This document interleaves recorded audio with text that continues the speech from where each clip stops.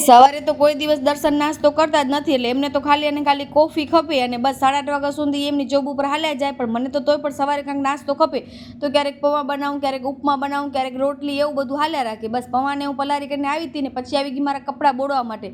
આજે ચાદર ને ટુવાલ ને બધા એક્સ્ટ્રા વસ્તુ કાઢી હતી, તો મેં કીધું ચલો કલાક ખંડ એને કપડાં આપણે બુધવા દઈએ, ત્યાં સુધી મેલ બધો ફુગાઈ જાય અને આ ચાદર સરખી કરવાનું ને એવા બધા આડાવરા કામ કરી લઈએ. ને પછી મારા કિચનમાં આવી હતી.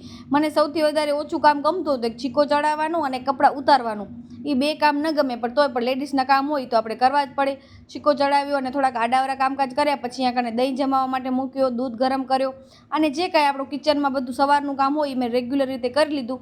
અને પછી મારા માટે પૌવાનો વઘાર કરીને પૌવાનો નાસ્તો કર્યો.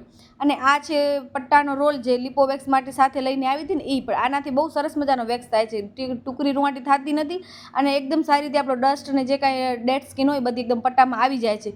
તો જો આ હું કરી રહી છું ક્રીમ વેક્સ. અને આજે તો મારા પાસે એટલા બધા કસ્ટમર આવી ગયા હતા ને કે રૂગો વેક્સ વેક્સ વેક્સ અને વેક્સ. તો મેં કીધું ચલો તમારી સાથે પણ શેર કરું ને. આ હતો એમનો રિઝલ્ટ, એકદમ બેસ્ટ આવ્યો હતો ને આ પટ્ટા બહુ મસ્ત કામ કરે છે હવે. અને આજે મને ગોવાનું શાક બનાવતું તો મેં પતિદેવને પૂછ્યા કરી કે હું આમની સાથે તમને જોવાના રોટલા બનાવી દઉં, તો મને કે હા બનાવી દેજે. અને આજે તો રોટલો એટલો મોટો મોટો બની ગયો હતો, એટલે એકદમ મજા આવી ગઈ. 2 થી 3 રોટલામાં તો આમ બંને જણા પેટ ભરાઈ પણ ગયું અમારું. તો તમને બધાને ભાવે કે ન ભાવે જોવાના રોટલા અને ગોવાનું શાક ને એવું બધું? તો ચલો આજનું અમારું કાંઈક આ રીતે હતું. ચલો વિડીયો સારો લાગે તો લાઈક અને સબસ્ક્રાઈબ.